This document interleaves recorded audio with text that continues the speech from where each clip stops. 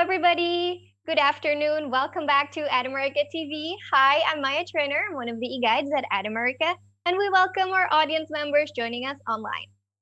We truly hope that you are doing well and staying safe amidst this outbreak. Well, anyway, for those of you who are first-timers here, hi, welcome to America TV for the first time.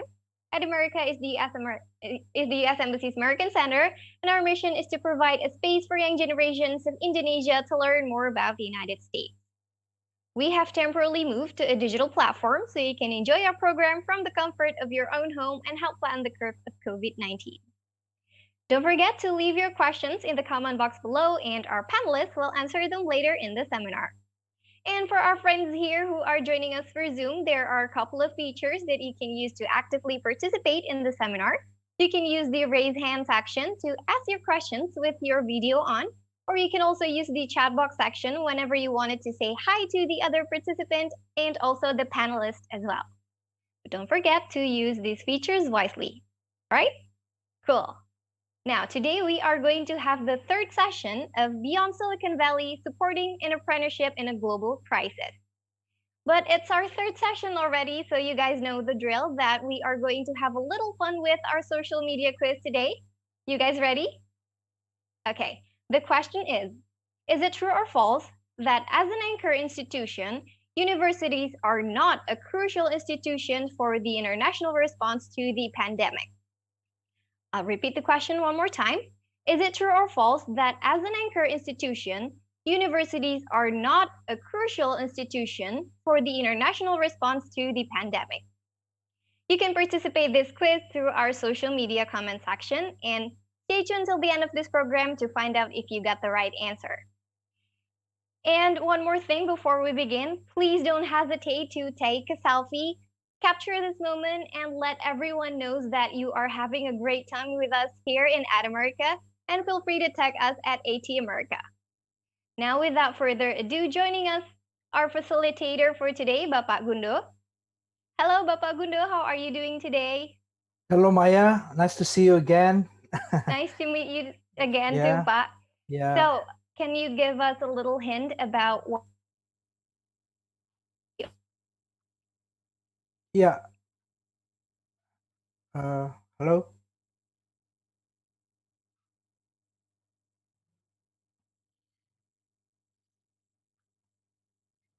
Can you guys hear me? Hello? Pak Gunda, silakan Yeah. dilanjutkan saja.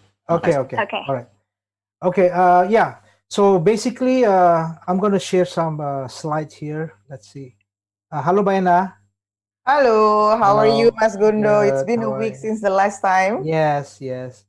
Just a second. So I'll just share the screen. Yeah, where is it? Okay. Okay, can you guys see the screen? Yes? Yes. Okay. So, well, yeah, basically, we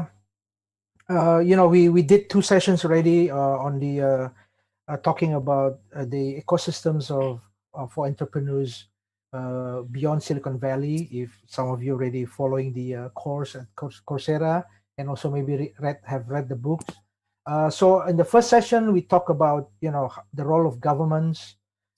Just a recap. First session, we talk about the role of governments in supporting the local entrepreneurs with the examples of what's going on in Northeast Ohio, particularly in Greater Cleveland area. And then also we talk about how government can help the entrepreneurs by creating policies to support them, right? And then on the second session we talk about the role of the philanthropists and the intermediary institution to help the starting entrepreneurs, the new startup, how to write a business plan and how to promote their ideas, how to get, and most importantly, how to get funding. And some of the philanthropies organization or individuals that are actually focusing on growing entrepreneurs in their local communities with the example of, again, Northeast Ohio, right? In today's session, we will talk about the role of the anchor institution in our communities, such as hospital or large corporations, NGOs that are actually have focus on helping the local communities, entrepreneurs to grow to the next level. We will also talk about on the second session in this today. We will also talk about the role of seed accelerators in basically in expediting the process of getting the startup into the market. Especially the initial product, the prototype of the product, how to showcase this at the wider public, and also how to get the next round of funding, right? So in this today, we're supposed to talk about a bit on the capital market, but since it is a big subject, and originally it was actually we wanted to divide this into 2 sessions, but we decided in the end with Baena that we will talk about this capital market, access to capital market at the last session, which is next week. And together with Professor Goldberg as well. Together with Professor Goldberg. Because of the time difference, remember next week is not going to be between 1 to 3 p.m., but it's going to be, 6:30? Yeah, by now? 6:30 p.m., yeah. So we can connect directly with Professor Goldberg in Ohio. Yes. Okay, so so now I think so has Maya already shared the quiz? Has she already shared the quiz? Yeah. Okay. I think so, right?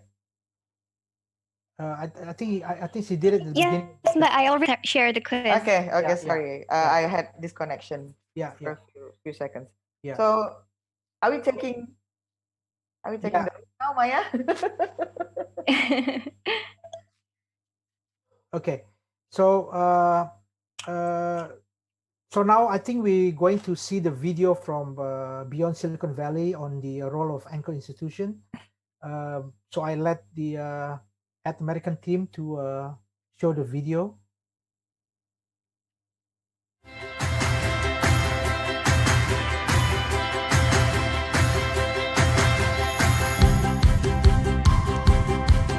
Hello again, and welcome back to Beyond Silicon Valley. I'm Michael Goldberg. In previous lectures, we've discussed government support for entrepreneurship, the role of philanthropy, and intermediary organizations. This week, we'll explore ways to leverage anchor institutions. Some key points you'll learn about are supporting increased commercialization activity, licensing versus new company formation, and measuring success. Cleveland, like many communities around the world, is fortunate to have outstanding research institutions, including universities and hospitals. My home university, Case Western Reserve, attracts over $400 million each year in research funding, and the region is also home to several other strong research universities such as Cleveland State, the University of Akron, and Kent State, just to name a few. The Cleveland Clinic is the #1 ranked hospital in the world for cardiovascular disease, and University Hospitals is another leading healthcare provider in our region.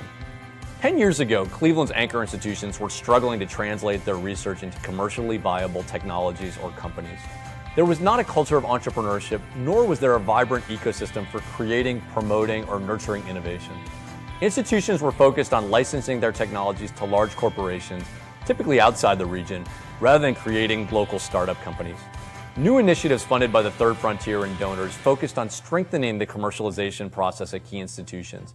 As a result, the pace of new company formation increased.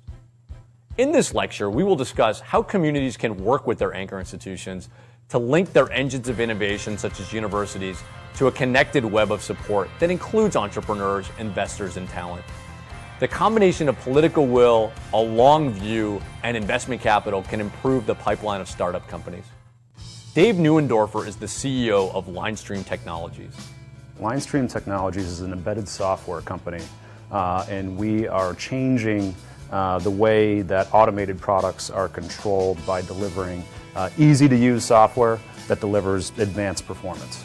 Linestream's technology was buried in a research lab for 12 years until a venture capitalist, backed with investment capital from the state of Ohio and several foundations, provided the resources, mentoring, and management talent to turn it into a standalone startup company. Linestream spun out of Cleveland State University in 2008. I believe we were, if not the first, one of the first spin-out companies that they had. And the catalyst for the spin-out was actually a business planning competition, where the professor, Dr. Zhejun Gao, who had been leading about 10 to 12 years of research in this space, put together a presentation to show how his technology could apply to industry and how they could potentially build a business around it. And our current investor just happened to be in the audience for that meeting. The stars aligned. They were able to meet and discuss the blueprint for taking it out of the research realm at CSU and beginning it on the path towards commercialization. For decades, it was well understood that universities and hospitals were developing innovative ideas and cutting-edge research. But turning this into a pipeline of independent, high-growth companies was a struggle. Frank Samuel, the state of Ohio's former science and technology advisor, explains why the Third Frontier focused on this opportunity. Well, the institutions are important for two reasons. One is that they create intellectual property through their research, and they're the source of highly qualified individuals, often young individuals, who can contribute to entrepreneurial enterprise. Jackie Acho, then a McKinsey partner working on the regional strategy to support entrepreneurship, recalls why their recommendations pushed for Cleveland to try to take better advantage of its universities. We really wanted to create a pathway through which technological ideas coming out of universities or from people in businesses who wanted to go off on their own could find a market and a place to get capital and some support to be able to start their company and grow it. Baiju Shah, former CEO of BioEnterprise, argues that in the past the region had not appropriately invested in the commercialization of technology out of the institutions. One of the clear strengths that we had that we have probably underinvested in from an economic development perspective was our region's great clinical and research institutions in healthcare. We are known in the United States for our clinical institutions. They're considered to be among the best in the country. We've got a great research university that has a whole host of research. But in spite of that, unlike, again, other regions where similar ingredients existed, we hadn't seen the growth of our healthcare economy, the products and services that supply those types of institutions and ultimately supply institutions across the country and the world. Why were Cleveland's leading institutions struggling to turn their research into new companies? Stephen Gerard was formerly a vice president of Johnson & Johnson's Corporate Office of Science and Technology. Why don't universities do a great job of commercializing technology? It's really not their expertise. They're great at educating, they're great at publishing papers and writing grants and getting basic research funded, but they really are not good at design and wrapping business models around designs that will be successful in the real world. An example of Cleveland's attempt to change the velocity of commercialization activity coming out of the institutions was the creation of the Global Cardiovascular Innovation Center, or GCIC, housed at the Cleveland Clinic. The GCIC was funded by a grant from the Third Frontier, matched with investment from institution partners, including the Cleveland Clinic. Mark Lowe, GCIC's executive director, provides an overview.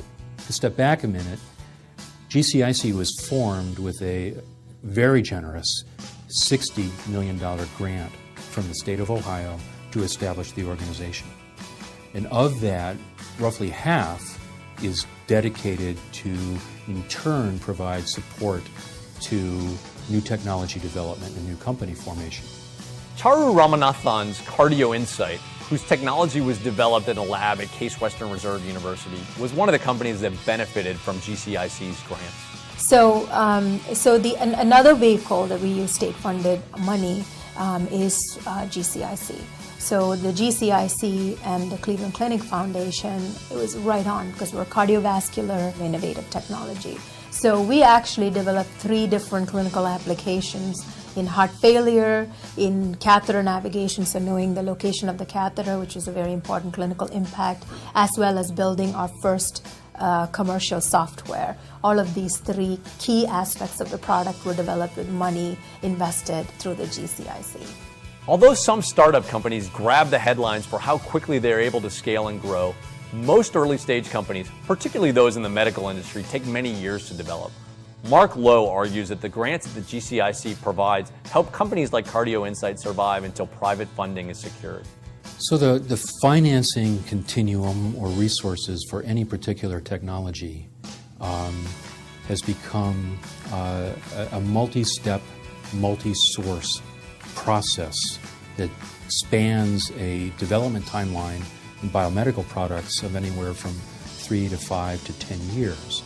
So it's a long process, requires significant amounts of funding and a continuum of availability of that funding to move the products forward. Well, that leaves the very early stage technologies without much support. Joe Jankowski, Case Western Reserve's Chief Innovation Officer, describes why he believes that Cardio Insight made investment sense as a spin-off company. Cardio Insight was really a technology that had existed at Case for almost a decade prior to the company being created.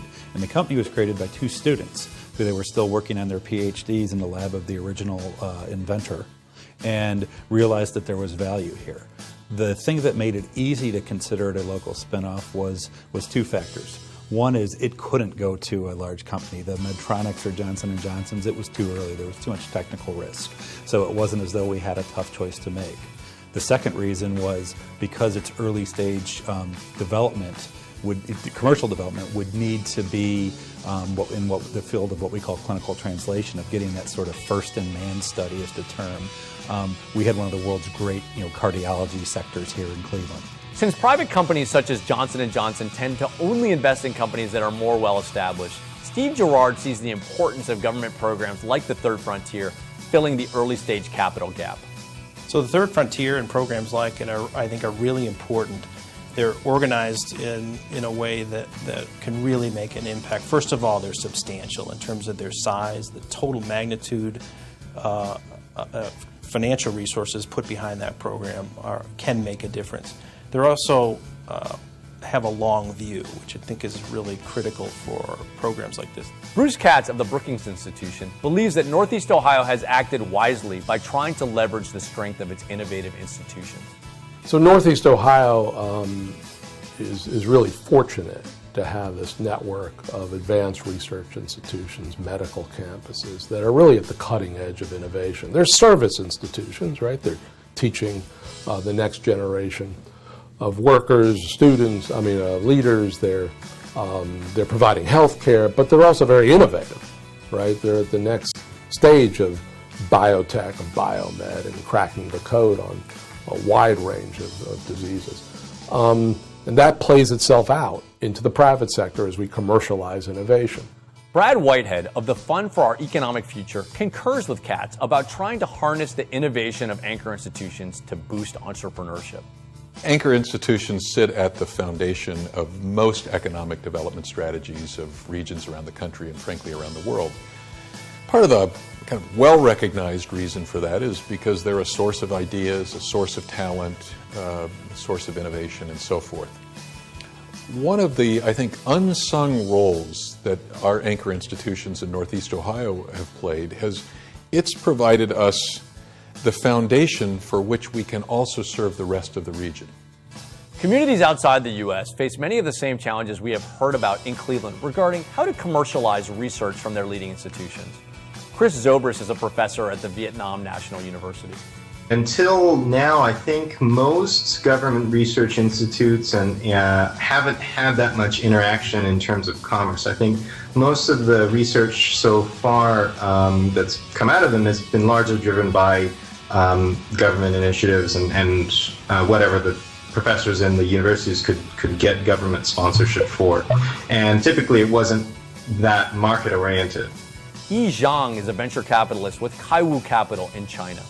Compared to the university in US, they're still not very good at converting R&D into real commercial available product.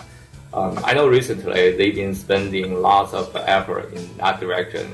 Every university have a patent office and help them protect the IP and also give them specific instruction on how you can commercialize this product.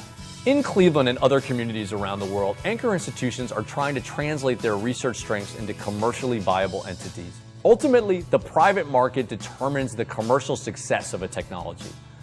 The ability of companies like Cardio Insight and Linestream Technologies to raise private venture capital financing validates the initial investment by government and donors in the commercialization process.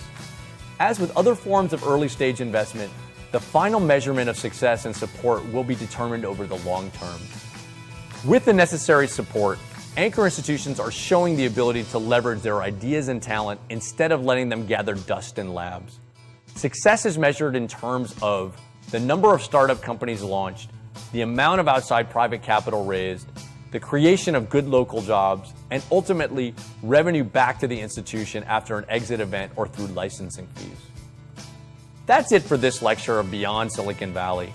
In the next lecture, we'll focus on the emergence of seed accelerators and how government and donor support is fueling their growth in transitioning economies. See you next time.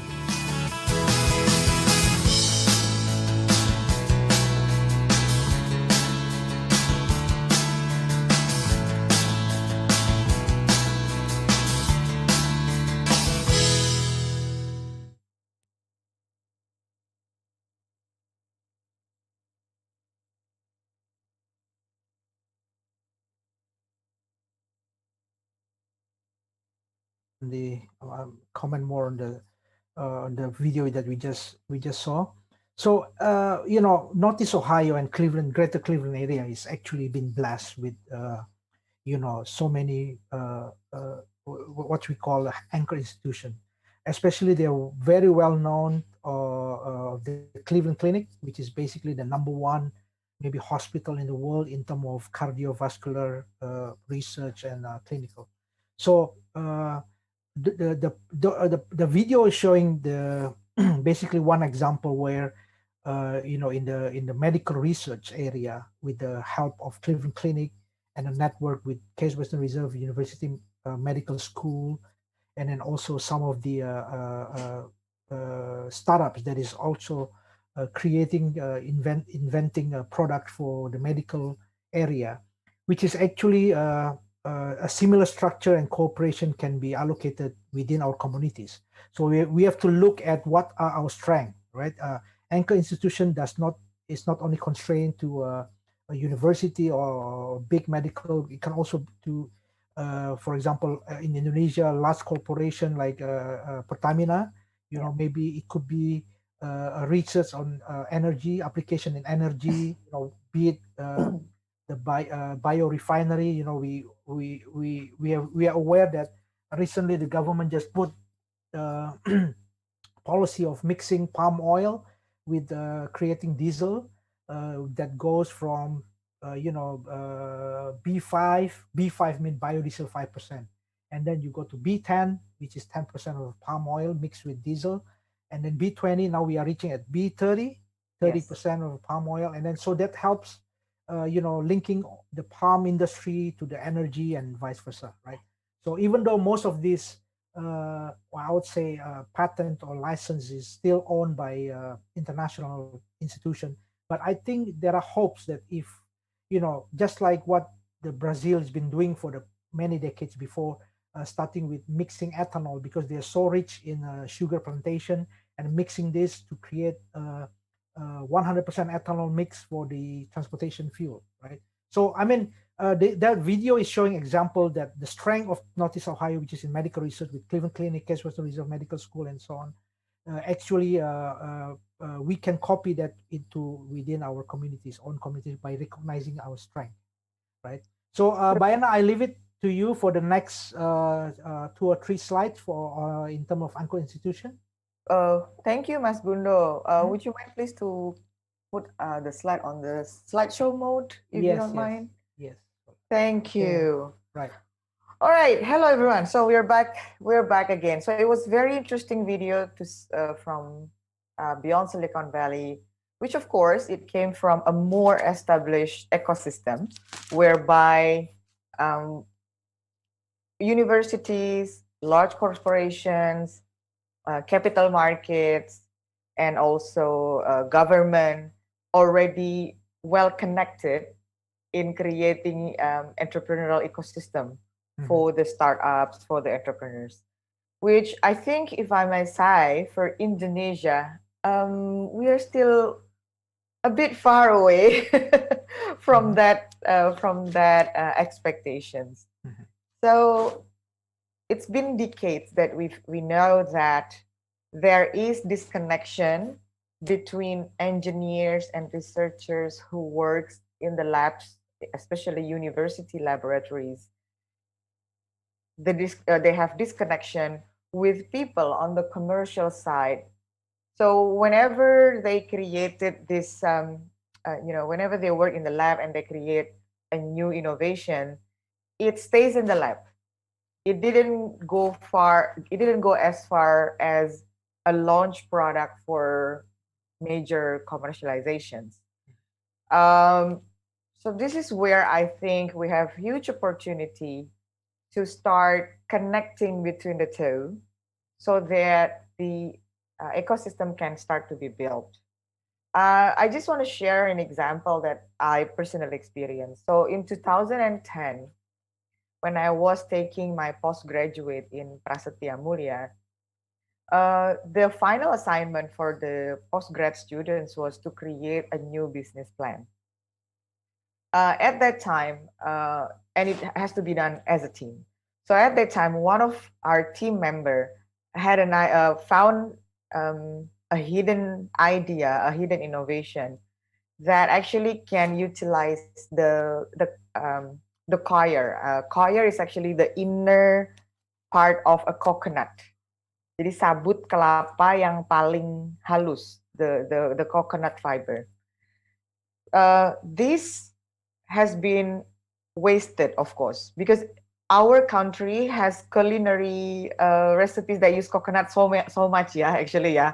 Gulai tunjang and other things, yeah. Of course, we use coconut in abundant way, gitu, yeah, in Indonesia. Don't make me do my second lunch, okay, Pak? Yeah, you will do. Yeah. However, the coconut shell is not utilized. The very inner part of it, the smooth fiber inside the coconut shell can be actually produced for what's so called rubberized coir. So it's being produced together with the rubber to create a highly elastic and allergic-free mattress or cushions. So many foreign countries has already used that. So when we found that idea, we searched for where can we do the research to create the product prototype. So at that time, we also contacted a famous mattress brand. You know, you can see their billboards everywhere, the premium ones. And they also provided us with some technical help also on finishing products of a mattress. So when we searched for that, we found that one of Indonesian universities, which is under IPB, Institut Pertanian Bogor, actually had rubber research center in Bogor. So we went there, and once we did our digging, we found that there was already a research on that particular product done in 1980s. So you can imagine between 1980s to 2010, no one is taking care of that invention. Meanwhile, outside there in other countries, they have used this waste of coconut to become a valuable product that can benchmark with the same price of premium mattresses. Why? Because it's allergic free. It's also water resistant. What it mean by that is if you have a small baby and your baby pee in the middle of the night, you don't have to be worried that your mattress will be wet, because the water will directly go down to the floor. To the floor. Okay. So it doesn't absorb water. It also sweat free, and it has very good features. So this is another proof that there is disconnection between engineers, between researchers, between university labs with the potential market. And this is where startup entrepreneur can take the role, actually. And we know that actually universities' doors are always open for this kind of initiatives. So when we went there, we worked with the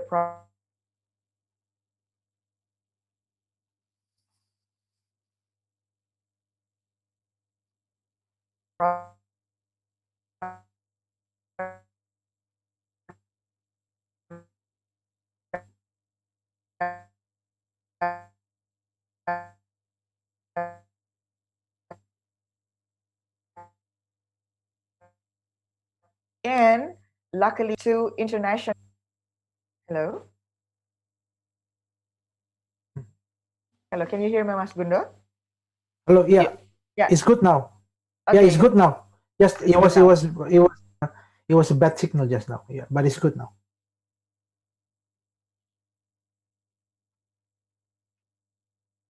Sorry for that. So we went to the business plan competition where over there we met different prototypes from different universities. So not only pitching for the business plan, we also have to bring the prototype, the real prototype, to the judges. So what I want to say is, I believe there are so many hidden potentials that we can leverage whenever there is good connection between the anchor institutions like universities and the capital market, and there is an engine by the what's called the startup entrepreneurs, the aspiring entrepreneurs. So if you can help me with the next slide. Yeah. Okay. I believe there are many roles that universities can do to support young entrepreneurs or startup entrepreneurs. Of course, number one, knowledge and learning. Yeah. If we see now in Indonesia, for example, the major business management major or innovation are currently on the rise, on the trend. Yes. I spoke to few high school graduates yesterday on my coaching sessions. Yeah. And I found that at least half of them are aspired to be entrepreneurs. So they asked me a lot about going to business school. The knowledge and learning is there. Secondly is to do market research and product research. So this is where I think when we becoming a startup entrepreneur, we don't have so much energy and time and resources to do market research by ourselves. And of course, the academics at the university knows very well on how to do proper market research or consumer research. Let me pick an example. So I had a client last year who claimed to have, who came to me when we have the discussion and consultation. They came to me wondering why their product didn't fly when it's being launched to the market. Yeah. So after several discussions, I asked them, have you done your market research before launching this product? And they said, oh yeah, Ibu, we have done our market research. Would you mind to share with me what's the finding that you have from your market research? So they shared it with me. What I found, the research design itself was not proper. For example, they asked the respondents on the question, will you be interested to buy our product, to buy this product when it's available? Yeah. The answer was like 70% something yes. Yes. Okay. So they were wondering, if 72% respondents said yes, they are interested to buy our product, why we haven't successful to sell even one? Right. Even when they come back to the same respondent who said yes. Yeah. Okay. So I checked their questionnaire. I checked how they asked the question. They didn't from the cost or the price of the product. On the market research. All right. Of course, customers with no clue on how much the cost of the product will have their own assumption on what's the price of the product.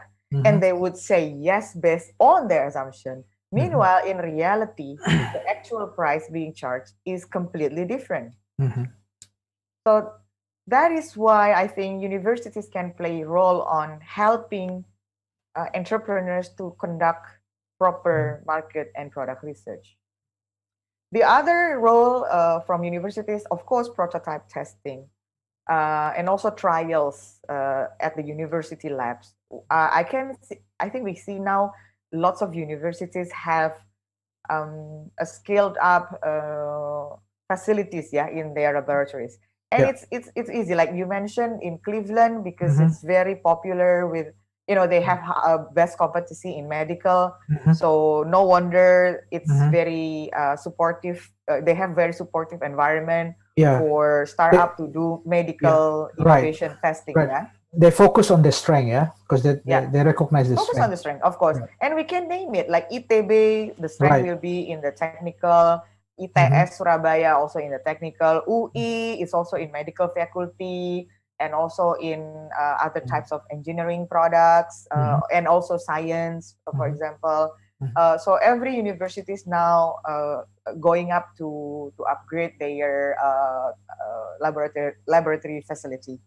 Also, I think the other thing is to help these startup entrepreneurs to come with proper documentation of testing. Therefore, these documents can be useful when they apply for certification like ISO certification and also like copyrights documentations. There will be good documentation can be helped by the universities. And also, of course, importantly, the alumni networks.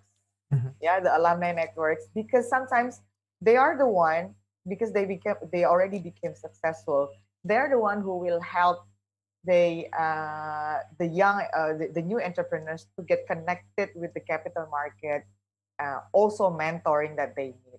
I know that, for example, and now more and more universities provided in-house, I would call institutional activities. For example, Prasetya Mulya recently launched postgrad in New Ventures Innovation.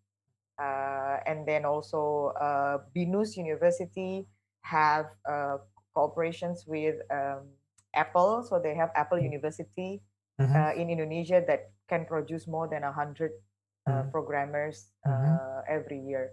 So I think we're getting into much better position now. However, there are still some gaps which can be. It's more of getting them connected because existence already there. Connection that needs to be built. So that's I think what I can share on this topic, Mas Gundo.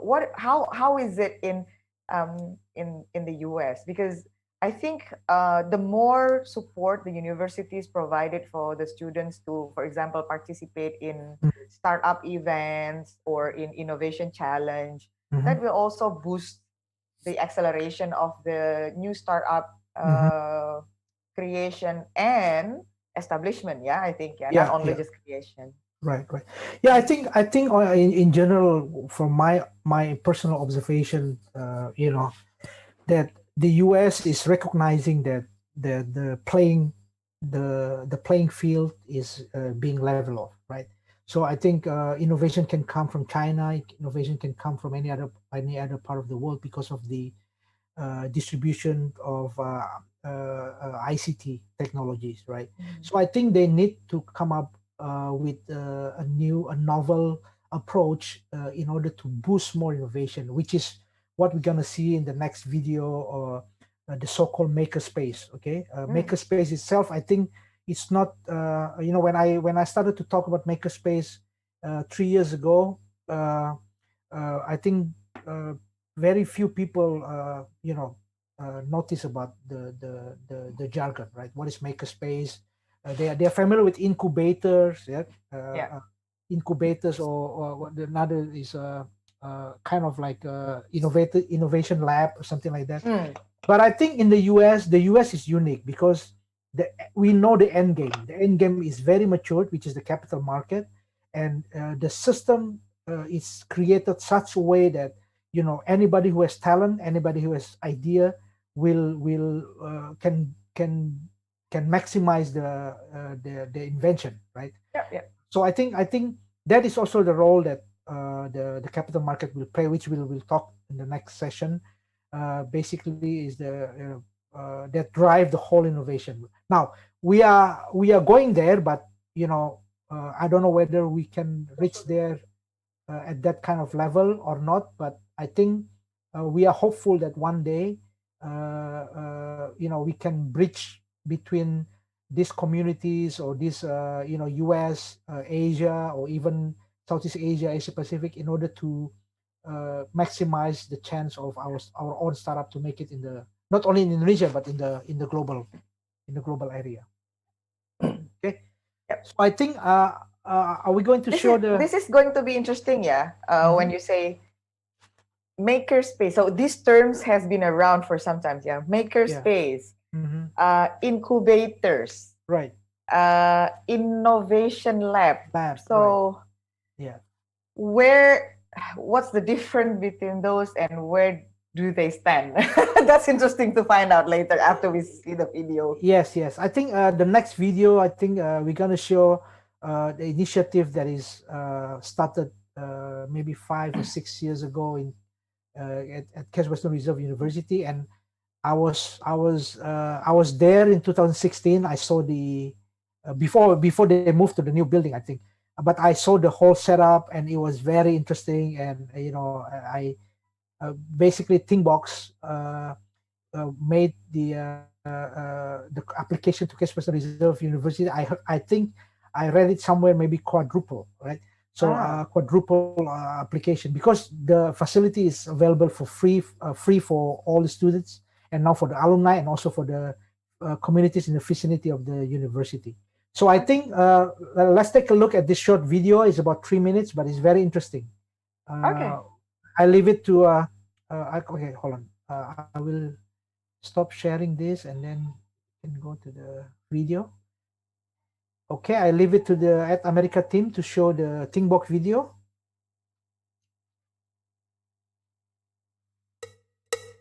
When I came in, I was shocked. I was just amazed at some of the equipment and the resources that they had here.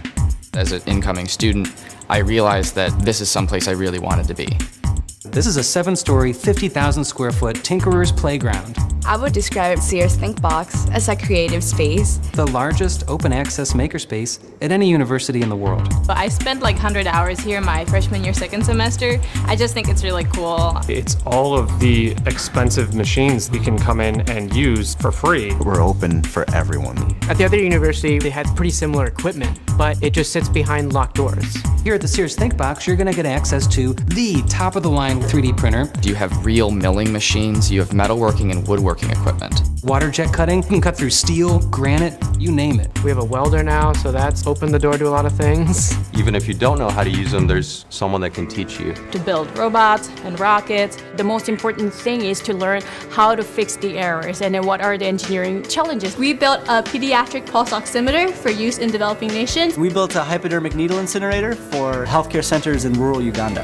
Thinkbox has been like probably the reason for PeriHug. PeriHug makes internet-connected teddy bears that let you hug your loved ones from anywhere in the world. We're building a rapid blood testing system that returns results with a single drop of blood from your finger. We are developing a device that automatically detects vision disorders in children. Even if you're not interested in a startup, Google, GE, Boeing, mid-sized companies, it doesn't matter.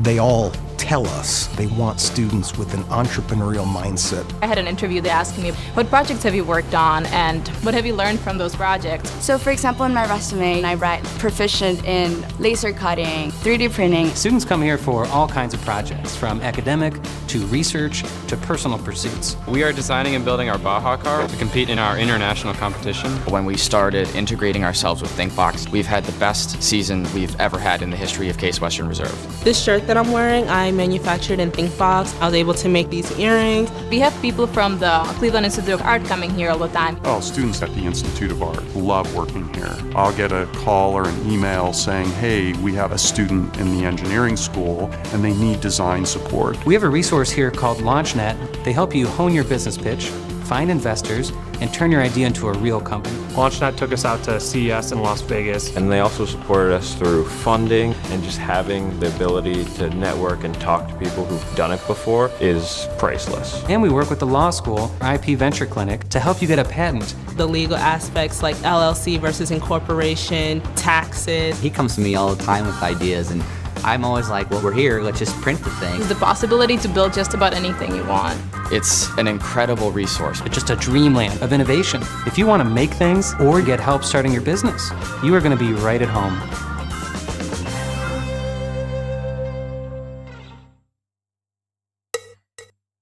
Okay. Wow. So Now I wish I am 20. I can go back 25 years old younger, and I will go back to the university. But specifically that one that has magnificent facilities. space facility. Yeah. Okay, let me just back to the slide. Okay, and then we go back to the next slide, which is the thing. Okay, so basically, well, since I was there in 2016 and I was invited to check the facilities, well, I'm a bit envious. Can you take me joining you again next time? Yeah. Sure, definitely. When they lift the lockdown and everything, right?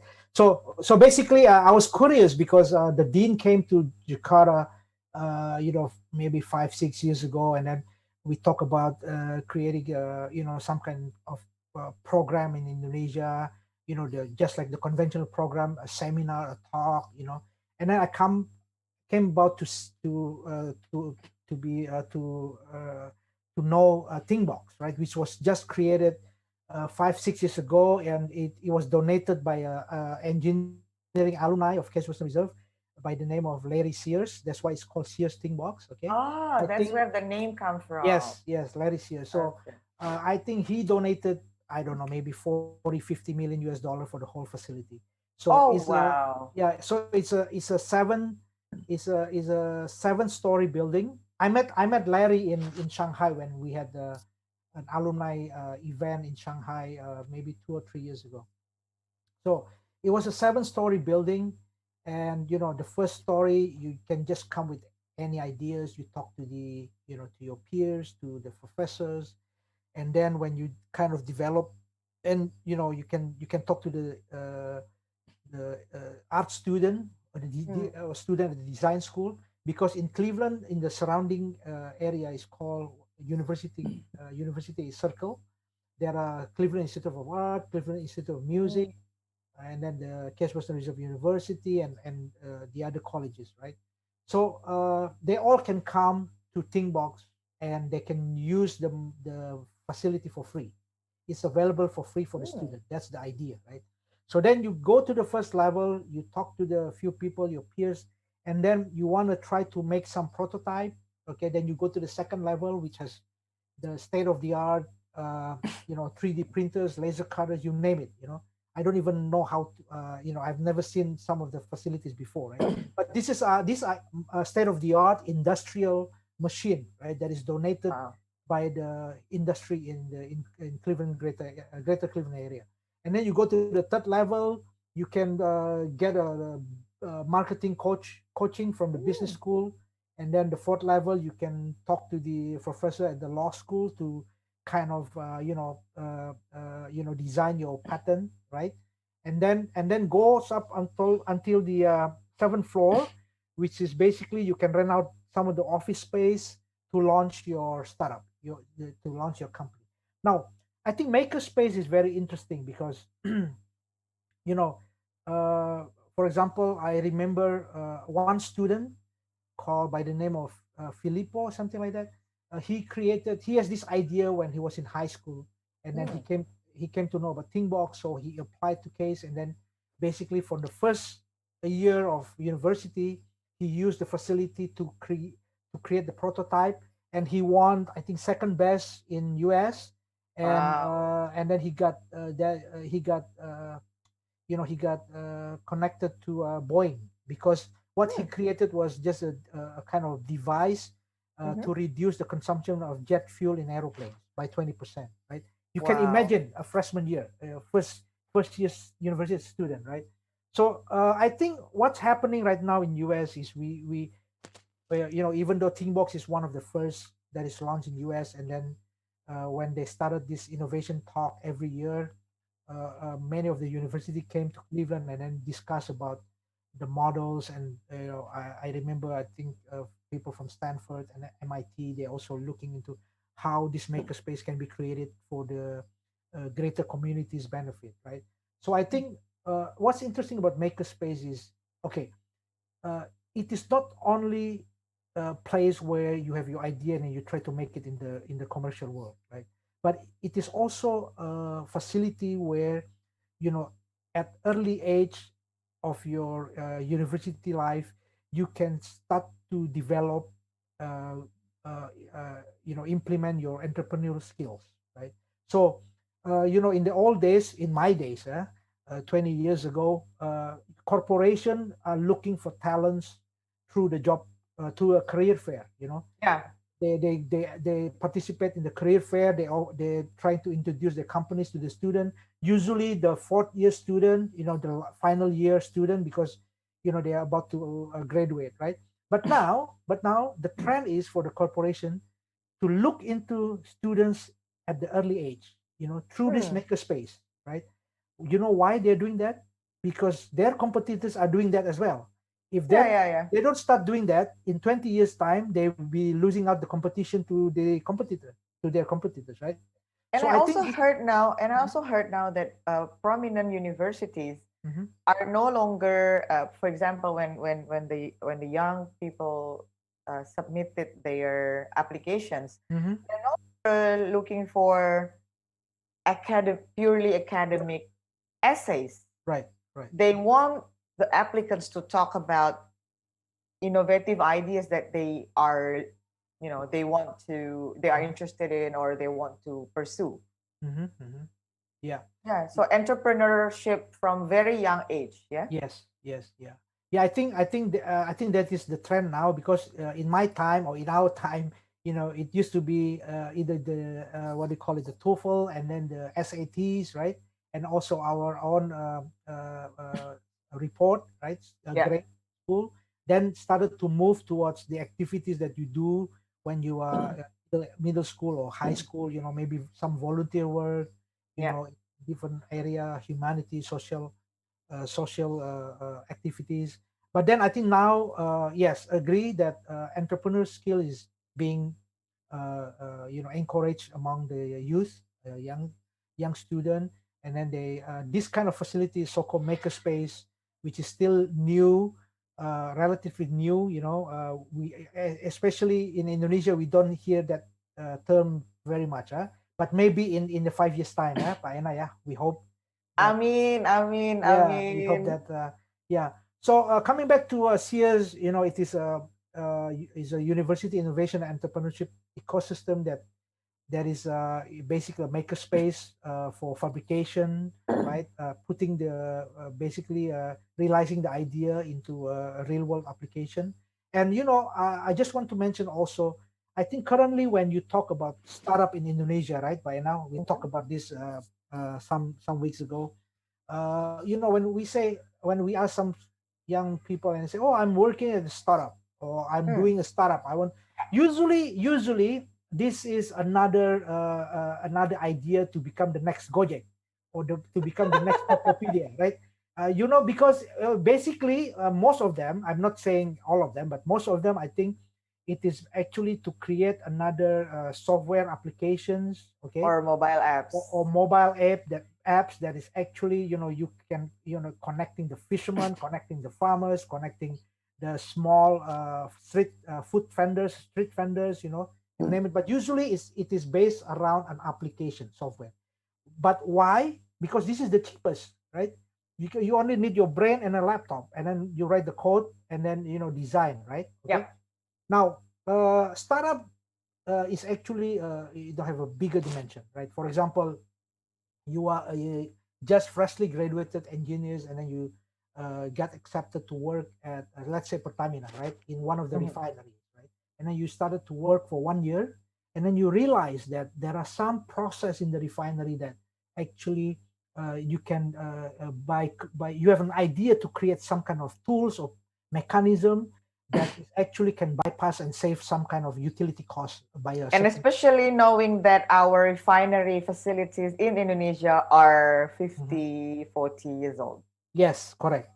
But they are doing a upgrade now. They have a program for upgrading all the refineries. But infrastructure, refurbishing infrastructure, cost much more and longer time instead of re-engineering the process. Yeah, that's correct.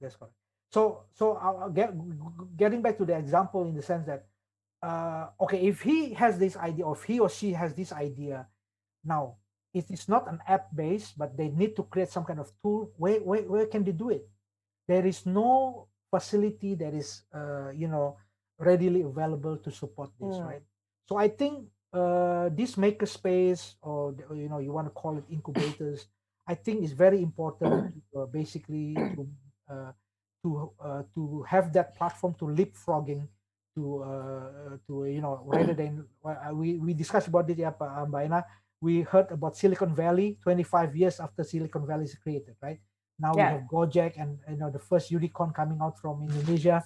That was 25 years ago, right, in Silicon Valley. So I hope, and we all hope, that this makerspace we just started maybe 5-6 years ago in US can become reality in Indonesia at least the next 5 years, right?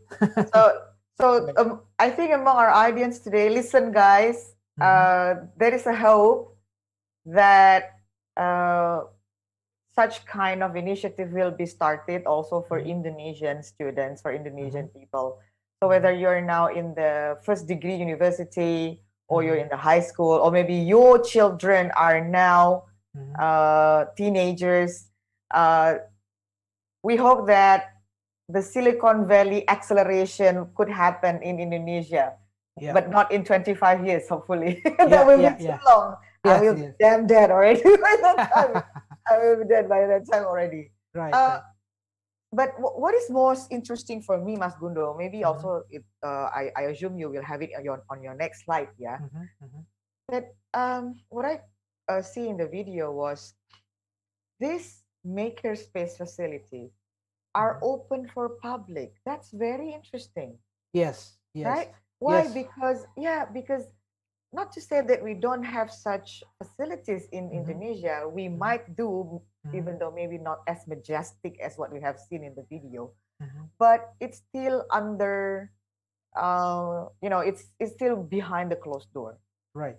Yeah. For example, if you want to do prototyping tests in the university, either you are a student of that university, which you have to go through your proposal and blah and blah before you can get access to the lab. Right. Or if you're from outside university, let's say you're a startup entrepreneur who has the need or inquiry to do the research at the university facilities, then you would have to go through a long process of bureaucracy to get your project being accepted, and you have to pay certain amounts also to do that in the university lab facilities. So that's, I think, the very prominent difference. Right. What I see from the video I saw and what we see now. Yeah. And also, it's also I would like to re-emphasize what you also have mentioned. Today, we are talking about nourishing young people with entrepreneurial mindset, because it's no longer talking about employment mindset, right? This country will have bonus demography starting as soon as possible, right? By the year of 2030, we will have less jobs, but more population. That's crazy. So if our young people are still thinking about getting employed, instead of nurturing entrepreneurial mindsets since their childhood or young, then they will be part of the problem instead of being part of the solution. Yes, correct. Yes, correct. I think going back to the demographic bonus, in 10 years time, which says, I think for the first time in modern history, Indonesia will have much more productive people than the non-productive, right? Which is the children and the old people. I think this is also the role of not only the government, but we in the civil society also need to think about, basically, are they going to all to become engineers, right?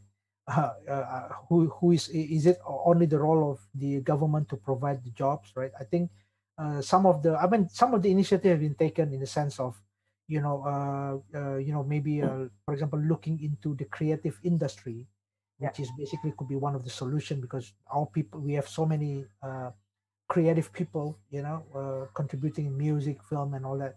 And these are the least energy intensity sectors, right? Yeah, because you don't need to build factories, plants, or and then you don't need to provide the fuel or the energy in order to support the plants, the manufacturing, right? Because it's all in the brain. So I think this approach already, I think, been recognized, and I think is in the right direction of the government to push for the creative industries, and now also with the makerspace, right? Encouraging incubator, and then also we see that we talked in the first session about recognizing the market in order to tap all this invention, right? And then to propel it into an industrial standard. I think these are all very encouraging and promising initiative by the government, right? So I think, well, yeah. Going back to the think box, right? What's interesting is also all these students, all the inventions are being showcased every year, starting about 5-6 years ago, when the biggest innovation show in the world, which is the used to be called Consumer Electronics Show, but it is now, it's just called CES in Las Vegas. Every January, they're showcasing the works or the product by the student, right? And Case Western Reserve has been invited, is the largest delegation. I was there last year to see the works of some of the student startup, doing startup in medical devices, and also I think some of the the teddy bear, what is called the long distance hug thing. So I think it's very promising, and then I would dream one day that some of our students can also showcase in the. I hope so. Yeah. So, and hope that there will be initiatives also that will connect between the strength of different universities. To create a place where we can provide support for these young entrepreneurs to grow. Because I remember that you mentioned, this is like in Cleveland, it's like university satellite city, right? There is engineering university, there is art, there is business school, and they surround it in, they are surrounded in one complex, which is easier for them to get connected and build something together. So I do hope if you see, for example, in Indonesia, I'm thinking about Depok, for example, or BSD, where universities are around each other. So there is already potential to do. Yeah, and there's still 2,000 hectares left, right, in BSD. How many are yours? No, I'm hopeful that someday, this kind of facility can be open for students, right? In the maybe even not only students, but also young people who aspire to be entrepreneurs. We know that there are many Indonesian people, young people who doesn't have access to get to university. But it doesn't mean they have less brain.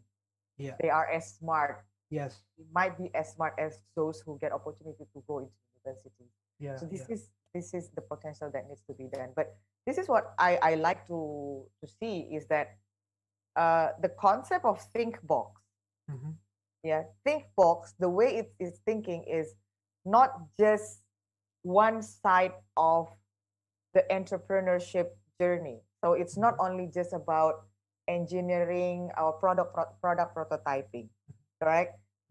Think box also provided the context for the entrepreneurs, whereby once the product prototype or along the way creating the product prototype, the entrepreneur needs to understand the market that it will target, right? Understand the legal aspect of creating a business, right? Yeah. Also the design, also. Right. Also connection to the funding, right? Because I believe the capital investor has higher trust also to put the money through the universities, right? Because it's a legit an entity instead of directly to a personal account of the founder or the startup where risks are much higher. So, and this is, this bring the reality about entrepreneurship from the very beginning. So therefore, we can, quote to quote, prevent what we just mentioned just now, the perception that startup means new applications. Yes. Period. Yes, that's correct. Because I think if you look at some of the product that is coming out and some of the startup that are coming out from ThinkBox, right, which is created by the students. I mean, it's amazing. It can be a simple product like I remember there was two students creating a water meter. It's basically when you are taking a shower and you want to apply the shampoo, right? Usually people are lazy to turn off the tap, right? So most of this water actually you don't use it because you're shampooing your hair and stuff. So the water meter is actually detecting, I think, maybe some motion, right, or sound. I can't remember what's the methodology they're using, but it's actually automatically recognizing when you are not under the shower. It's actually reduce the flow of the water. So it's automatically actually reduce your water consumption, which is a very simple concept, and you can do this mechanical prototype in the lab, right, or in ThinkBox in this case, and then you can just start to market your product, apply the patent, right? Because nobody's doing this, right? And I think, Bayana, the dream is one day if we have our own students, and we have also incubator makerspace here in Indonesia. I mean, in order to have $50 million, right, which is about 750 billion rupiah facility, I mean, it will need I don't know, at least 10 years, right, in order to make that happen. So I think and also I think we have to recognize that if we can somehow bring our students to create an ideas that is applicable universally or globally, that can be of interest also for the capital market in US. That could be really something, right? Okay. So I think we are technically, our young people now have the capability, not only to see Indonesia, what they can do for Indonesia, but I think they can start to have the confidence what they can do for the world, right? That's true. Mas Gundo, we have some questions coming in already. Thank you very much to everyone who popped the questions to us. Let's see. And of course, guys, to all the audience, if you have any questions, please feel free to drop it via Zoom or Twitter, Facebook, YouTube, and other channels. And also you can ask in Bahasa Indonesia. Yeah, don't worry about that. So I will try to answer one question we got from Twitter, Mas, yeah? Yeah, the first one, yeah? Okay. Thank you for the questions. The question asks about, it's very interesting to see how big companies like Google and GE have built trust and partnership with universities in the US. Okay. Why do you think it's not as steady here in Indonesia? What needs to be improved? Okay, I will have my most candid answer. From the experience. From the experience. Okay, right. Number one, bureaucracy. Okay.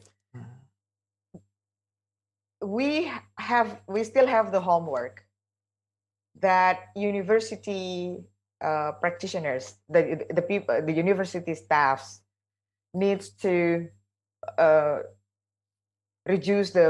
need to do de-bureaucracy, so reducing the bureaucracy that is needed for corporations to have a better partnership with the local universities. Yeah, it has to come with a mutual interest instead of just one-sided interest. I don't want to elaborate further on that because that's going to be very sensitive. it needs mutual interest between the two parties so that they can build a better partnership together, which I do hope that we will see more of that in the future.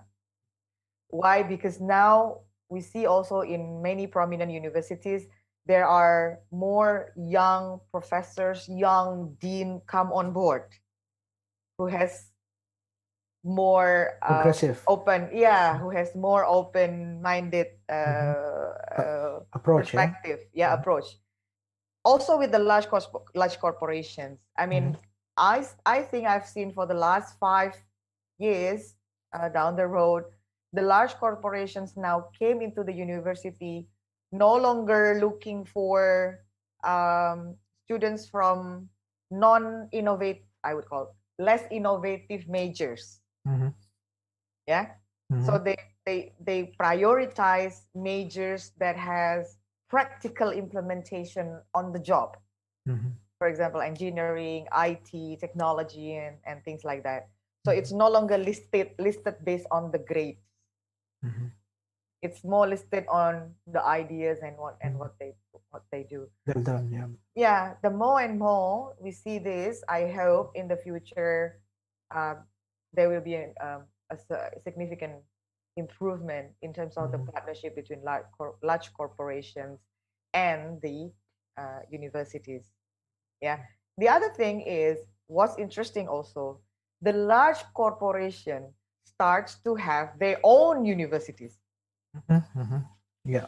Pertamina has Universitas Pertamina. Telkom. Ciputra has Ciputra University, right? Lipo has President University. Telkom has Telkom University, and other corporations. Kalbe has Kalbe University as well. So this will help to shorten the to remove the roadblocks when it's both are totally independent in terms of the organizational connections. So we look forward to see that in the future. So that may be my response for the first question. Now, Mas Gundo, can you help with the second question? I will read it out for you, Mas Gundo. This is very interesting. Is this the from the Instagram? Is that the one from Instagram? Yes. Can you help us with that one? Yeah. Go Okay. ahead. Hold on. Let me just go. Okay. So the question is coming from Instagram. As university students, it feels like we are just past a legacy of very standard proposals. How can we make our proposals more appealing for the big companies? Are there anything that we can learn from American students' proposal styles? I'm not quite sure what the legacy of very standard proposal mean, but I more or less I can understand the question is that I think what the students meant is that probably there are some kind of standardized platform to be used when they are making proposals, right? And then it feels like very mechanical in the sense like probably that will be seen by the industries as very mechanical and boring and less creative. So I think the question is, how can they make the proposal very interesting? I think, well, proposal is one thing, right? But the other thing is also the idea itself and how you turn the idea into a real world application, right, or products. Now, I think yes, we have limitation. We can discuss this later in the last session next week, talking about the end game of all this, right? If we're looking into just the capital market of Indonesia, is very limited compared to US because the ecosystem is already mature, right? Just like you can be you are the next Michael Jordan, right? Somewhere in the village, right? And then you can make it and you become billionaires, right? So the capital market support that because it is basically created to actually spot and maximize the innovation talents in the society, right? So we are not there yet, and whether we are going to reach that point, I don't know. But I think in a globalized world, more and more this kind of problem can be solved by creating the bridge between the countries, the communities, and all that, right? So talents in Indonesia can be recognized by US or by China, right? Then it can get you to another level. I think yes, I think to answer this question, maybe Bayana, you want to add some more to that, since you are more experienced. I'm more university related, yes. I think some of my students and ex-students from the business school are also watching our session today. So hi guys, thank you for joining the sessions. Right. Okay, just simple lines. Academic proposal focuses on the method, so on the process of your research. Business proposal that you will bring to the funding networks instead should focus on the impact of what you're doing. So these are the two main differences, I may say, in terms of the content of the proposal. Okay, and that leads us into talking about the Seed Accelerator. Okay. On the second part of today's session, because we only have 45 minutes left. Right. But before we go to that, we would like also to thank our the audience who have responded to the polls, in Instagram about the first poll was, which one do you prefer to know more about the relationship between anchor institution and entrepreneurs, which we have answered today just now, and how entrepreneurs survive in this pandemic. Okay, so I will reserve that questions on how entrepreneurs survive in this pandemic, which another type of crisis, but again, it's still a crisis. After we saw the next video, I believe. Yeah. Can we do that, Mas Gundo? Yes, sure. We let the at America team to play the last video of the today's session on Seed Accelerators. Seed Accelerators. Seed Accelerators. Thank you.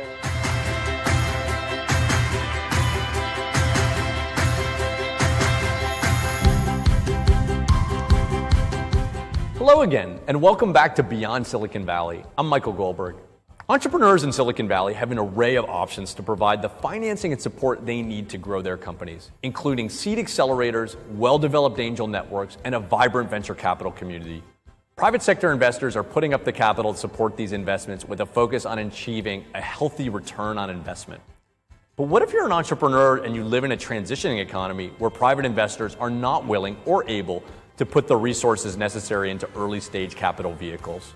During the next 3 lectures, we will examine how government and donor resources are being used in communities like Cleveland to support access to capital and mentorship. In this lecture, we will look at seed accelerators, and some of the key points you'll learn are the history of seed accelerators and why they are important, how seed accelerators work, and measuring the success of seed accelerators. The seed accelerator movement started in Silicon Valley in 2005 with the creation of Y Combinator. It incubated several successful companies, including Dropbox and Airbnb. Entrepreneurs apply for admission to seed accelerators based on their idea and, if accepted, receive mentorship, training, and support over several months in exchange for giving up an ownership percentage of their company to the seed accelerator.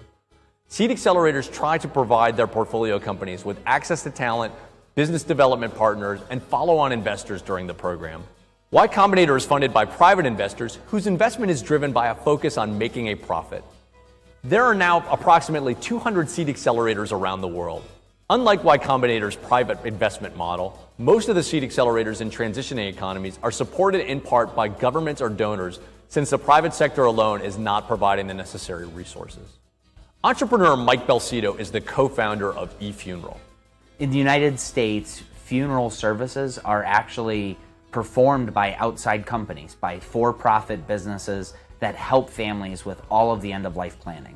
And eFuneral.com is a place where families can go to get more information about those companies and about funeral planning in general. Mike and his business partner were working full-time at a technology company in Cleveland when they came up with their idea for eFuneral.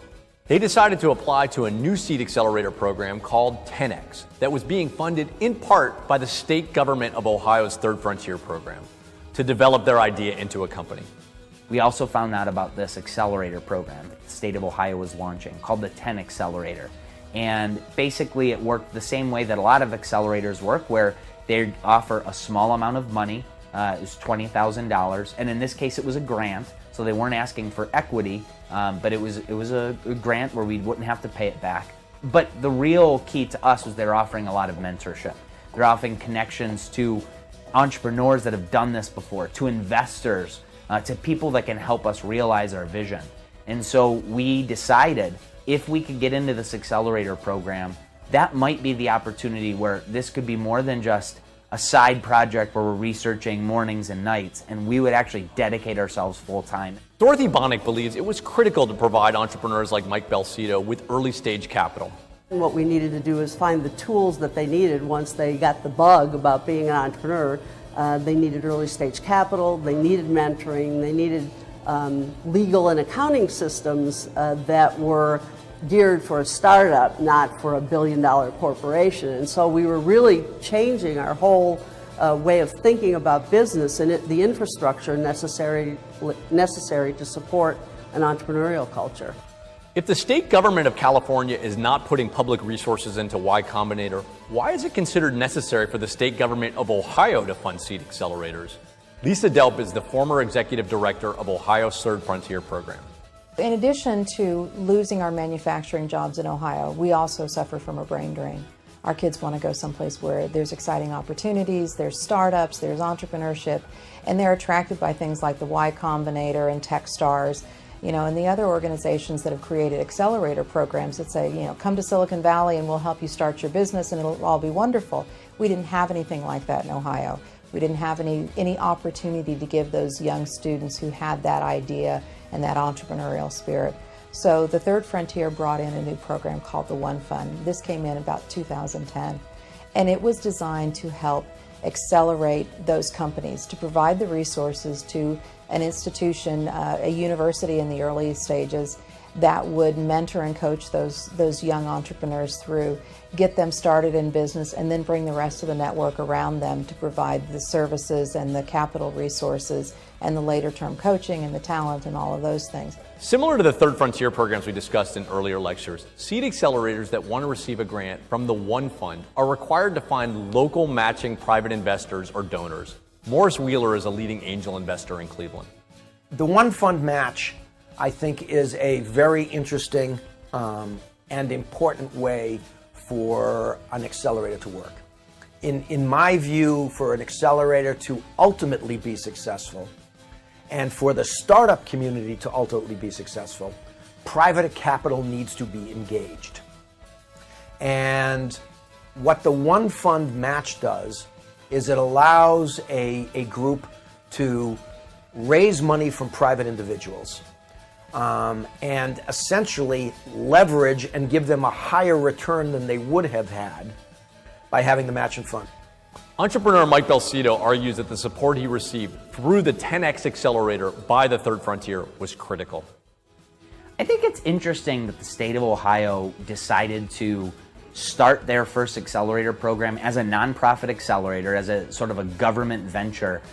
I think the reason why they did that is they realized that competing with Silicon Valley is something that's really difficult to do, and in fact they have to act differently if they want to get companies to start their businesses here as opposed to Silicon Valley. So from the state of Ohio's perspective, yes, it does take a little bit of money to put in and start this program and continue to fund it, but at the same time, they're seeing tech companies get their businesses started here, rather than it be just a foregone conclusion that, hey, if you want to start a tech business, you're going to have to go to San Francisco. They wanted to actually take action. They actually wanted to do something about seeing these entrepreneurs leave and try to keep them here. And I could say with our experience, it was a big reason why we stayed here. The fact that we could access those funds, even though they were a small amount of funds in the grand scheme of things, and never have to pay it back, right? It came to us as a grant. That was really attractive for us as opposed to going to an accelerator where we had to give off equity right off the bat. There are different ways that government or donor support can be structured to back entrepreneurs through seed accelerators. As Mike describes, the investment he received from the Third Frontier through the 10X Seed Accelerator was structured as a grant. Another scheme utilized by the Third Frontier allows seed accelerators to use the One Fund grants to take equity ownership in the startup companies they are supporting.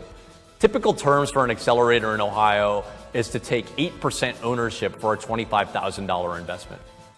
Most of the seed accelerators in Ohio, including 10X, are organized as nonprofit organizations. If any of the companies from the accelerators are acquired or have an initial public offering, the proceeds that come back to the seed accelerator from an exit would be invested in new companies, similar to the evergreen fund model that Jumpstart uses. The nice thing about some of these nonprofit accelerators in particular is the way that their model works. When an exit happens, when they see capital returned, where does that go? Well, it goes right back into starting new companies. It goes to make sure that a new fund can be developed. I think that's the whole point of some of these nonprofit accelerators. Let's get tech businesses started. Let's create this platform for them, and let's continue to provide the resources. So those exits make that happen. Although only a handful of accelerators in the US are beginning to see some of their portfolio companies grow significantly, the accelerator model is spreading quickly, both in the US and internationally. A 2013 report by Andy and Village Capital found that outside the US, that 75% of seed accelerators rely on some type of philanthropic support, and over 50% of seed accelerator overall funding comes from donors. K-Lab in Kigali, Rwanda is an example of such an international seed accelerator. K-Lab's funding comes from the Rwandan government and foreign donors. Giovanni Kagoba is the general manager at K-Lab. With us at K-Lab, since we get people from ideas, our success, we measure it when that company or that startup can begin making money that can let it move out of our space. So with that, we're not really looking at big sums of money, because we're really looking at them break even and go out and be able to hire their own offices and create jobs, maybe hire 2 or 3 more guys. Because as you know, developing countries already have a challenge of high numbers of unemployment. So whatever small an impact that the tenant can make outside, to us is considered an achievement, a success story. Despite their short history, seed accelerators have grown rapidly worldwide in the span of 9 years. The Silicon Valley model for seed acceleration is not feasible in transitioning economies, so government support and donations have provided alternative ways of supporting entrepreneurs. For this model to work in transitioning economies, governments and donors are being asked to provide support alongside private investors to fund accelerators. It remains to be seen if the seed accelerator model will ultimately be successful in helping transitioning economies develop and scale startup companies. Eventually, investors in startup companies need to exit their investment through an acquisition or an IPO for there to be a return on investment.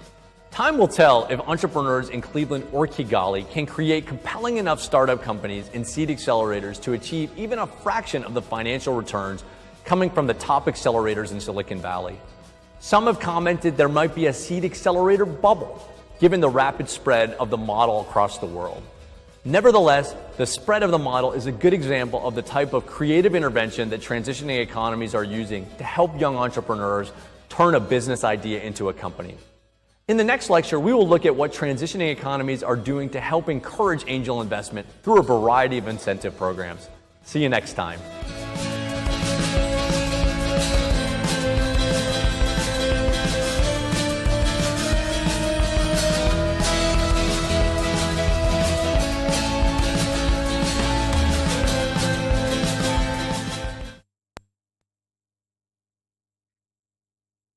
Okay. Okay. Thank you. That's another good video to watch. It's interesting, yeah, that funeral can be an interesting business. Funeral business, yeah. Yeah. So I think we don't have anything like that here yet. Right? Maybe somebody, the audience can get the idea and start. Yeah, that's a good idea. I mean, planning to die. yeah,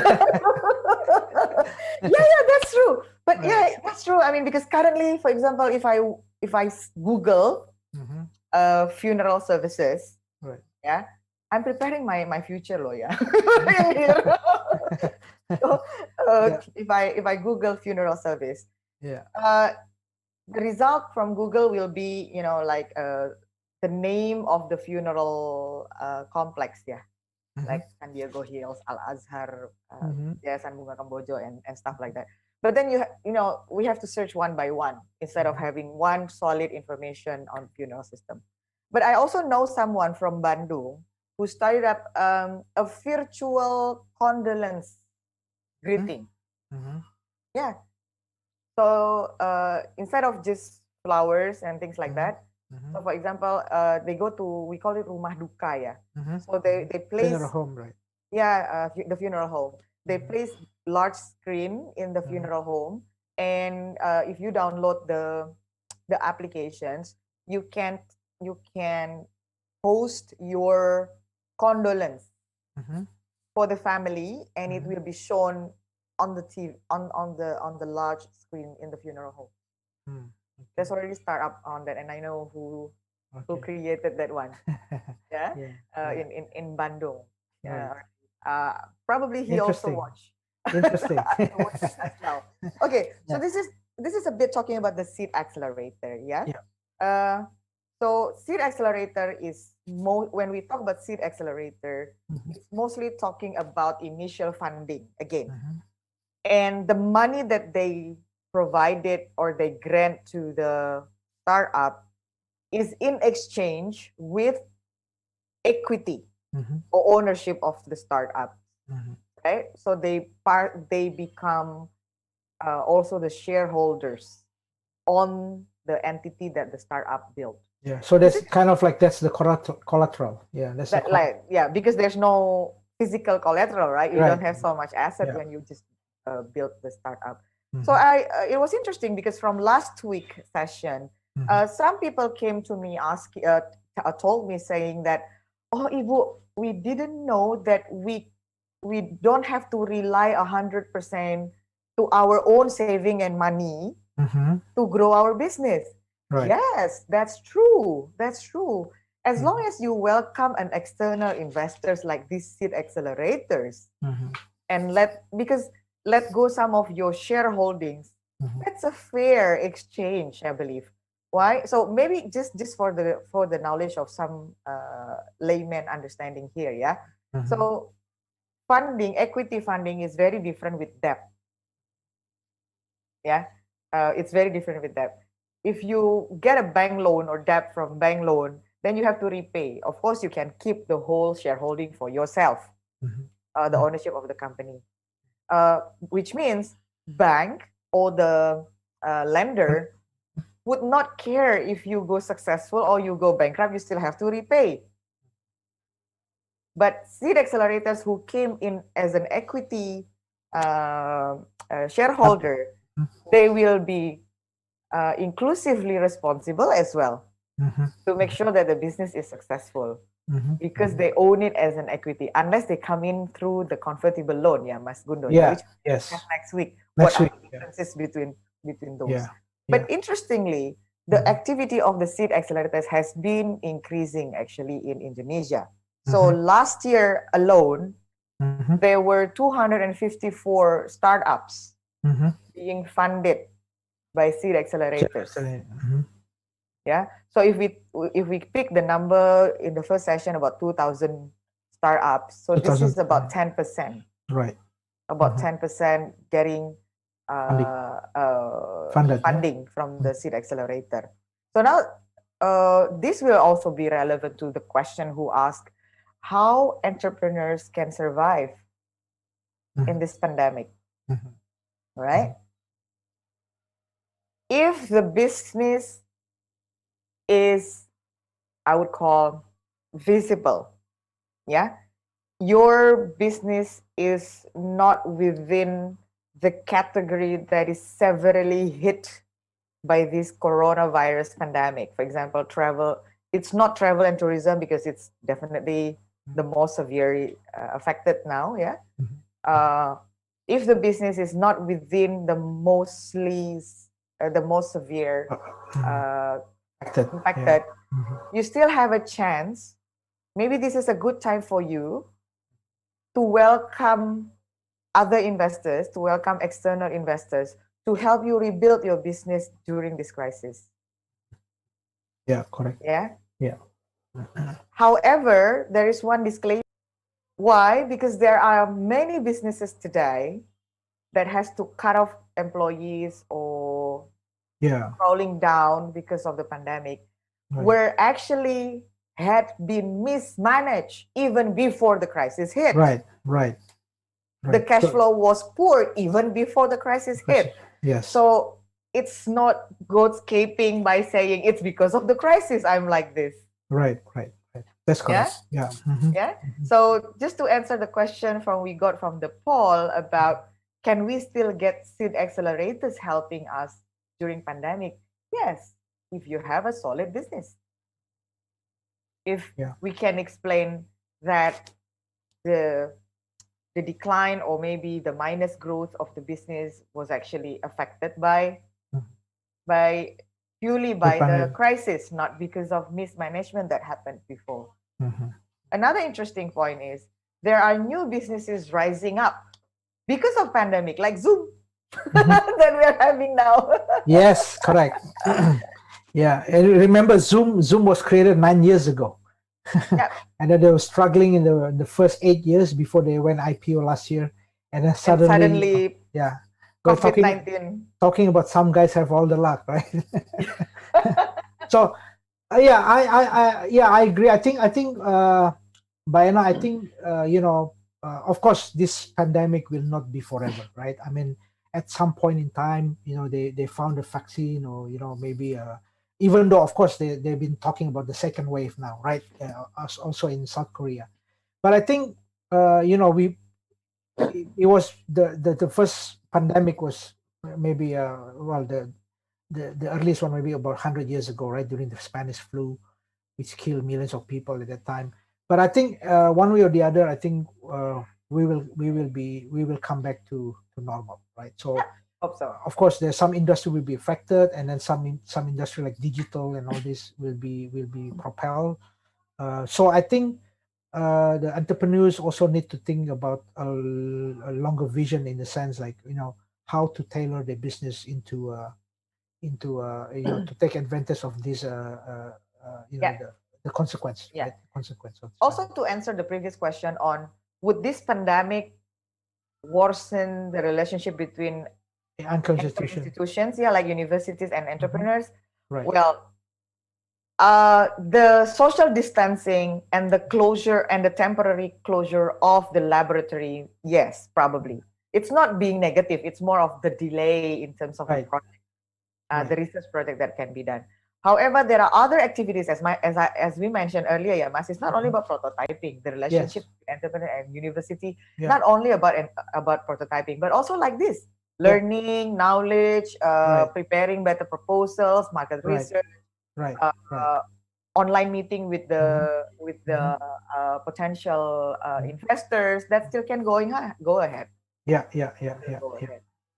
So in the spite of time, I would like to share some other facts with related to that will be the indicator on how active seed accelerators real activity in Indonesia. I pick up one from the startup ecosystem ranking.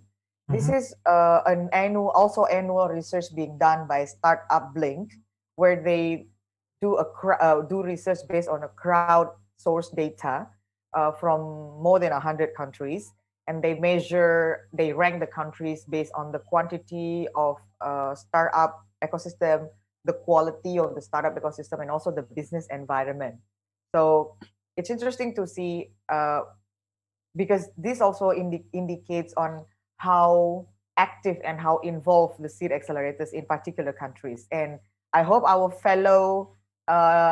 audience from fellow Asian countries also watching us now, because I will also show some of the Asian countries data to share with all of us. Yeah. First one, Singapore. Hello, Singapore. Singapore this year ranked number 16, going up by 5 ranks in terms of the strength or the solidness of the startup ecosystem. It means the number of startups, the availability of co-working space, the easiness of access to seed accelerator, and then the number of startup events, innovation, and things like that.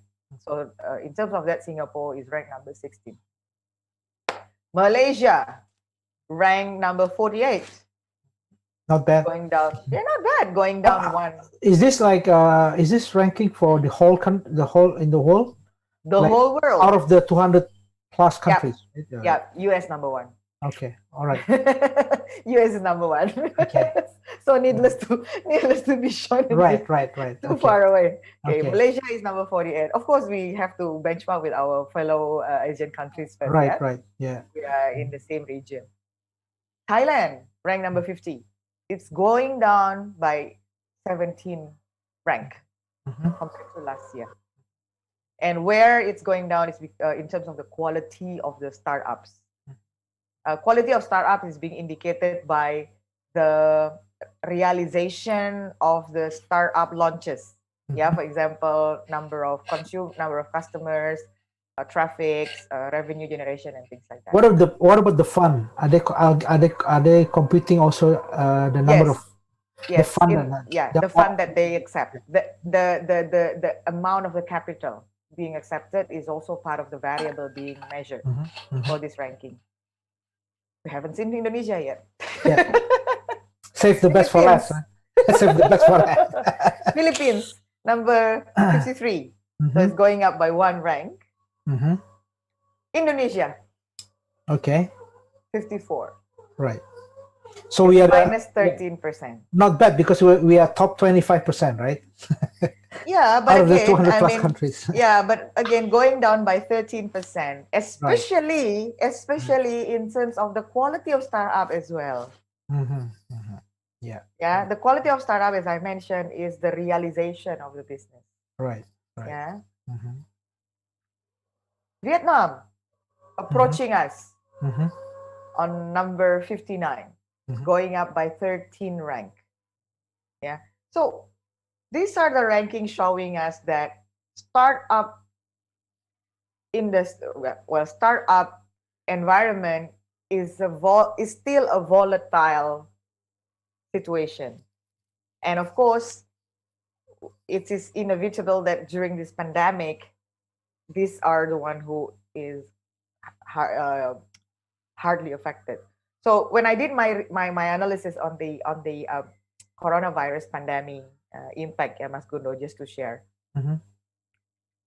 biggest impact actually came to the large corporations. Why? Because they are high in terms of operational costs already, especially in the industries that is severely hit by the pandemic due to the social distancing constraint. Like tourism, travel, right? Yeah, travel and tourism. Hotel.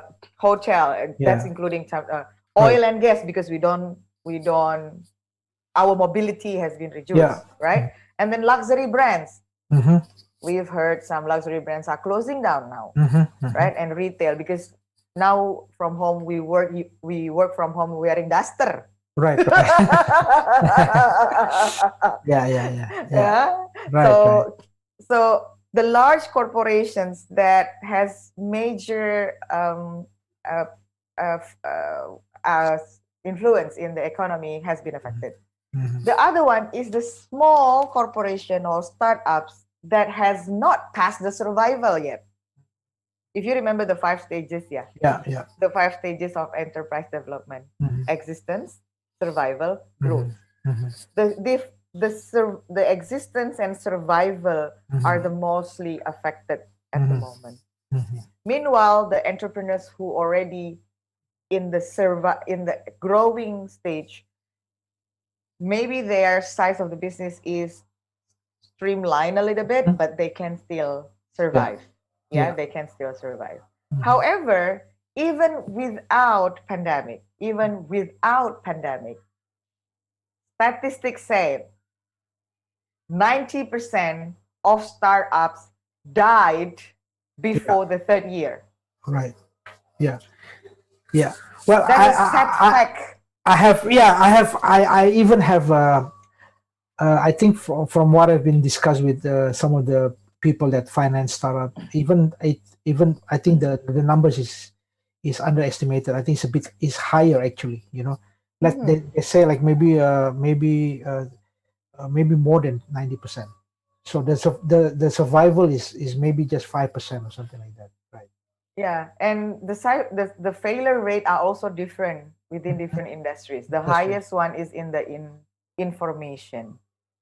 Right. in the IT sector, which I think we've been discussing about this Yes. so many times. Yeah. Yeah. So many times. Mhm. So when you say information is like app based Yes. business, right? Yeah. yeah, the app based. So I think we need to clarify here. Tech startup is not always app Based. Correct. based. Yeah. Tech startup also means engineering and Yes. and technical products. Yeah, Right, actually. right. Okay. Now, the next, of course, by seeing this number, it's so horror.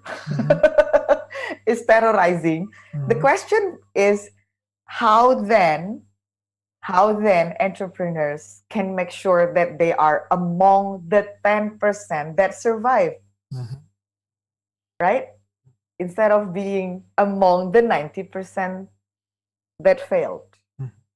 So just as a final talk for today, first thing first, being a startup founder is not just about making mobile app. Let me re-emphasize that again.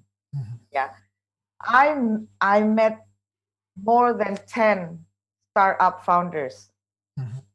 Mostly are mobile app innovation products. As you mentioned, they have programming capabilities and they see there is a opportunity in the market, and then they create something. Yeah. It takes more than that. It takes more than that for a startup to survive. It takes more than just having your app completed and launch in the app market like Android, Google Play, or Apple Store, all App Store. It takes more than that. It takes larger competency to build the real business behind it. Let me give an example. Let's say someone created an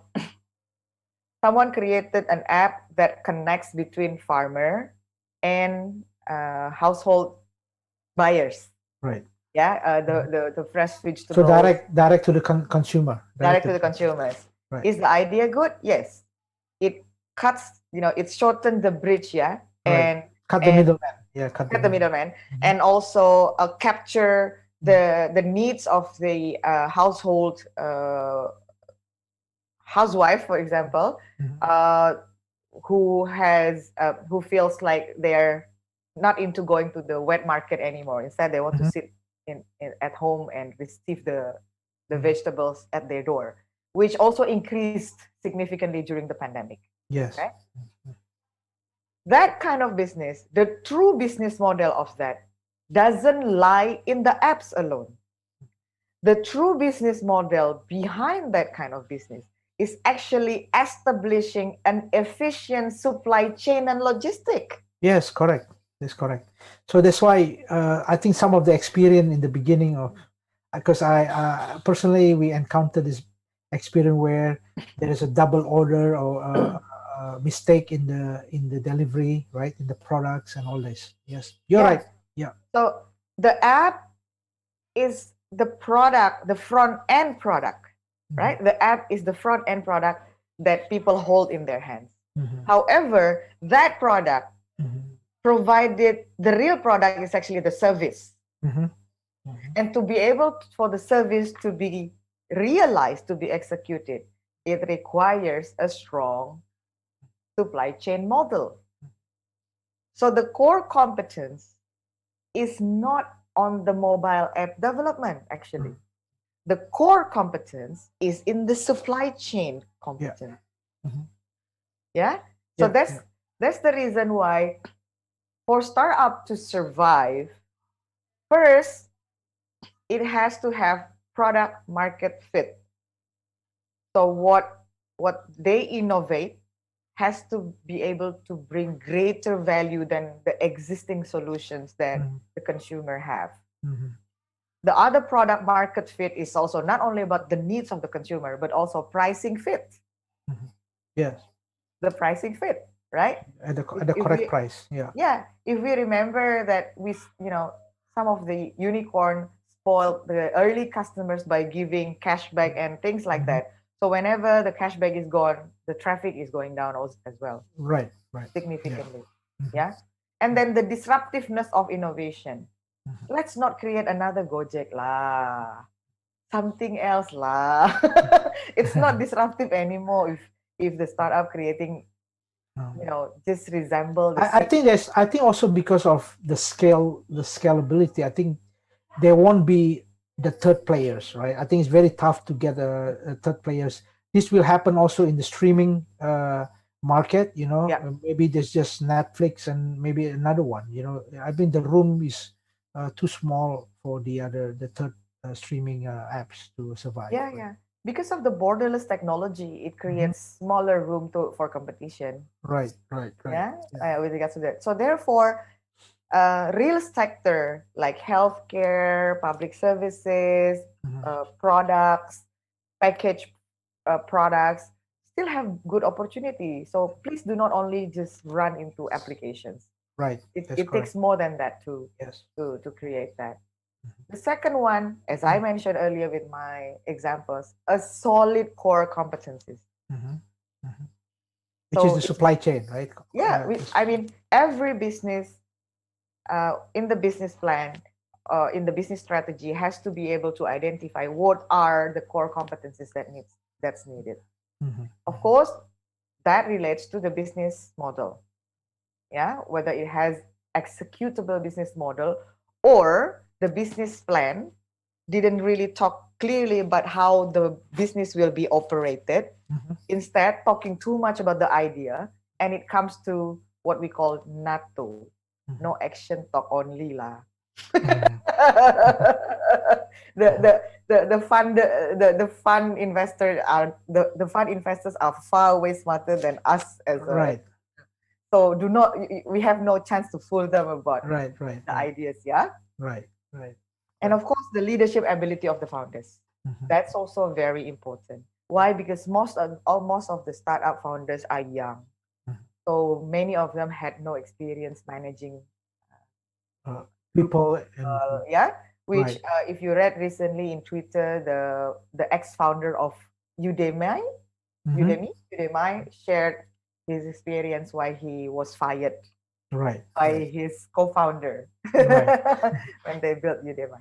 Yeah, I think yes. I think talking back about the leadership abilities, I think one thing that from the perspective of the investor, because I also coming from that perspective, I think the investors firstly are investing in the people, in the founder, in the people that who's going to carry the startup, right? So the product is something, yes, but I think most importantly in the people, or at least it goes hand in hand with what the product offering. I think this is sometimes so basically the characters of the founders, the way founders treat the passion and everything, I think it all adds to the value of very important things that the prospective investors are looking into a particular startup. Okay. So with that, Mas Gundo, that relates to the one question that we have also from Facebook. Maybe you can help us with that. Okay. What would be the key difference? What is this? What will be the key difference in success?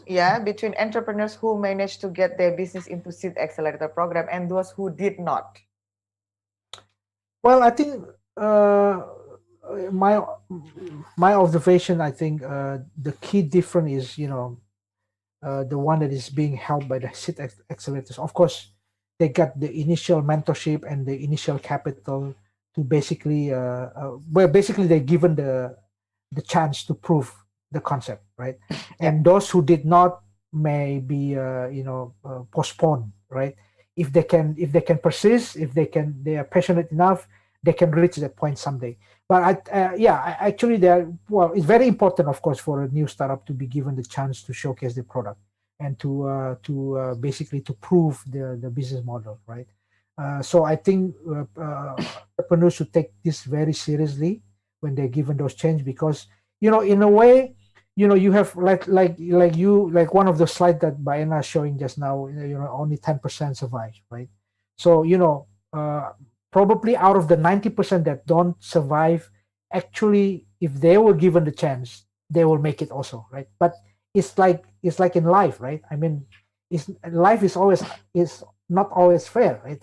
So I think when you have the chance to be you have given the chance to prove your business model, do it seriously and properly, okay? Yeah. Because opportunities will not come twice, right? So hopefully you can bring it to another level. Now, for those who did not, if you stick to your passion, you so believe, because the only person that can believe in the idea is started with you, right? So you need to believe in the idea itself. So do not be pessimistic that you don't get the first fund.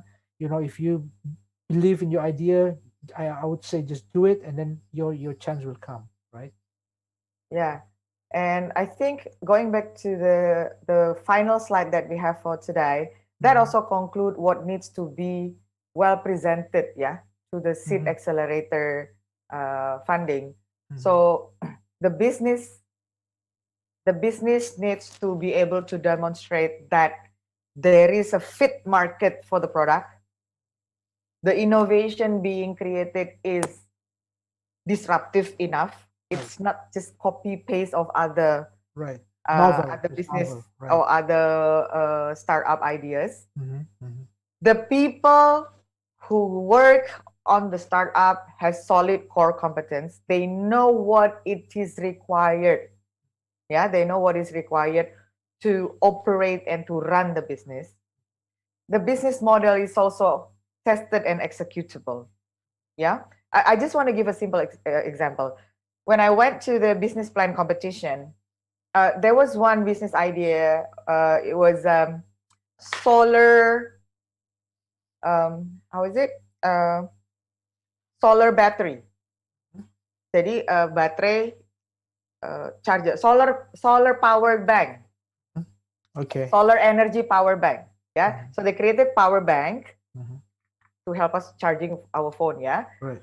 And the power bank is equipped with the solar panel that simply just put under the sun, and then the power bank will be recharged. Right. Yeah. So that sounds interesting, right? That sounds very interesting. So the investor asked them just one simple question, which actually testing their business model. So he asked, where do you want to sell this product? Which market? And they said, in the Europe. And the investor asked again, why do you want to sell such kind of products in the market